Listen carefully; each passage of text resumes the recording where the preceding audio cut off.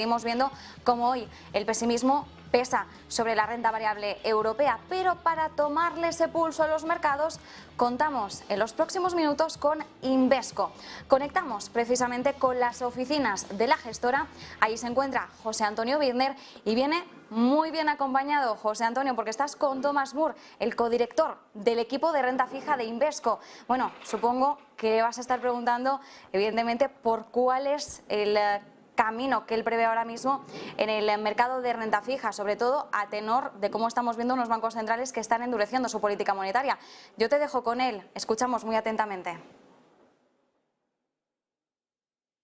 Muy buenas, Marta, pues estamos en las oficinas de Invesco con uno de los gestores clave a la hora de mirar dónde están buscando opciones los inversores a través de uno de los fondos clave en las carteras, sobre todo mirando a cómo se ha comportado la renta fija en el inicio del año, pero sobre todo a las perspectivas que pueda haber a partir de ahora con el crecimiento y con la subida de los tipos de interés. Es el fondo de Invesco Pan-European High Incomes y tenemos con nosotros a su gestor y además al director del equipo de renta fija, no solo el gestor sino el director de renta fija de Invesco en Henley, para darnos una visión de cómo la renta fija a nivel europeo puede ser uno de los protagonistas claros de recuperación. High yield, también viendo el investment grade, viendo los bonos corporativos, viendo bonos gubernamentales, en este movimiento también de fin de año y en este momento en el que tiene que ver el inversor si la renta fija puede ser un canal de refugio contra la inflación. Está con nosotros Thomas Moore. Welcome. Welcome for your house here in Invesco. Thank you for having this time with us. Yesterday we have a meeting in the Federal Reserve when we saw Jerome Powell taking another 75 basis points high to this moment, and what's this effect to the European fixed income, and what's this effect with the European Central Bank? Well, I think it's clear that all central banks in the developed world are very focused on the problem of inflation, which we're all feeling in our daily lives. There are elements of it that they don't have much control over, food prices, energy. But when you think about goods and services in the economy, clearly trying to rein back demand and put a lid on prices, after having maybe been a little bit slow to react last year, they've decided to take much more serious steps now, and I think the Federal Reserve is leading the way. But at the same time, you see the European Central Bank and the Bank of England taking equally strong steps to try and tamp down the upward pressure of inflation. And, you know, in the meantime, that has a negative impact on bond prices in Europe and elsewhere in the developed world, but it also creates opportunity.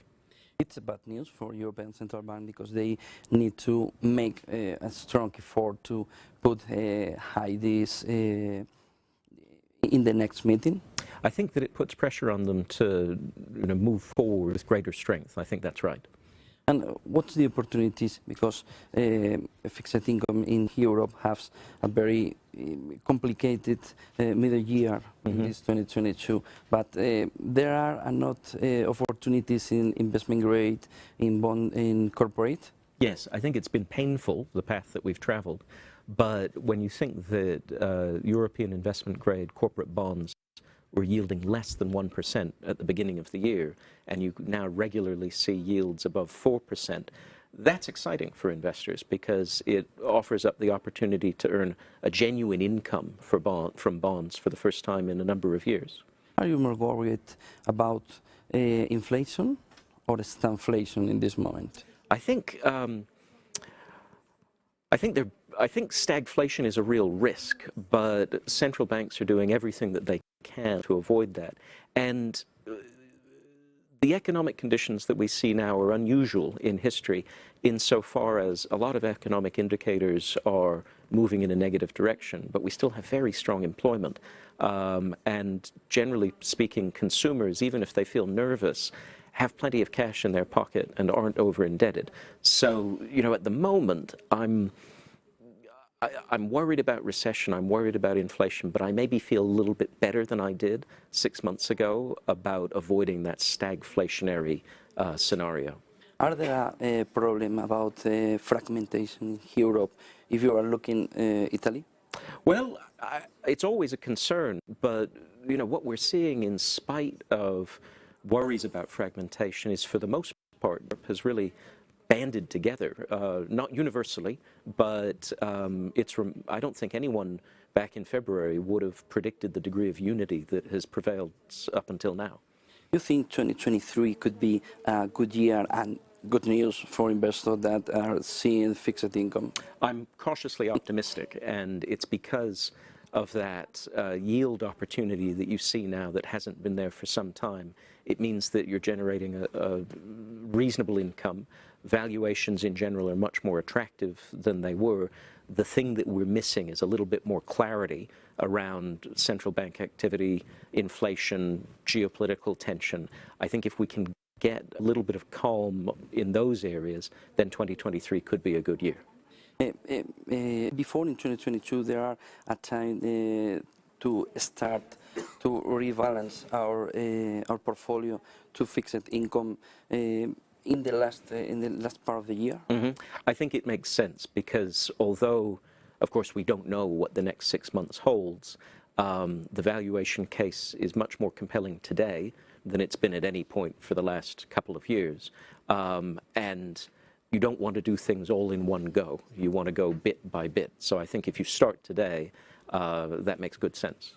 You think 5% in United States in Federal Reserve could be a problem for investors? Well, I think it would pose some challenges. In equities, yeah. Yes, I mean, certainly in equities, it's tough for growth stocks. Will we actually reach 5%? I don't know. Right now, the market thinks a little less than that, but we'll have to wait and see. Do you think until what level European Central Bank could leave these interest rates here in Europe? Well, at the moment, the market thinks well short of that sort of 4 to 5% level. And again, I think it's possible. Probably they'll stop short of where the Fed does. Thank you very much. Thomas Moore es el codirector de la renta fija de Invesco, del equipo de renta fija de Invesco en Henley, y es el gestor del Invesco Pan European High Income, uno de los productos clave a nivel nacional. Gestiona más de 1.000 millones, gestiona aquí en España, con un reparto del 80% en renta fija y 20% en renta variable. Thank you very much for having this time with us, Thomas. It's been a great pleasure. Thank you. Marta, enseguida estamos también mirando con Julian Eberhard de qué manera también esa renta fija más global puede ser una oportunidad a través de otro de los fondos clave que miran ahora mismo los inversores, ese Global Total Return Bond, que puede también de cara a 2023 con una renta fija que empiece a cambiar un poco la fotografía, convertirse en una de las opciones para rebalancear esa cartera tan castigada en la renta fija en los últimos ejercicios y que ahora parece ser esa opción de salvar contra la inflación. Perfecto, José, pues muchísimas gracias por acercarnos esta entrevista. Nosotros volveremos enseguida contigo.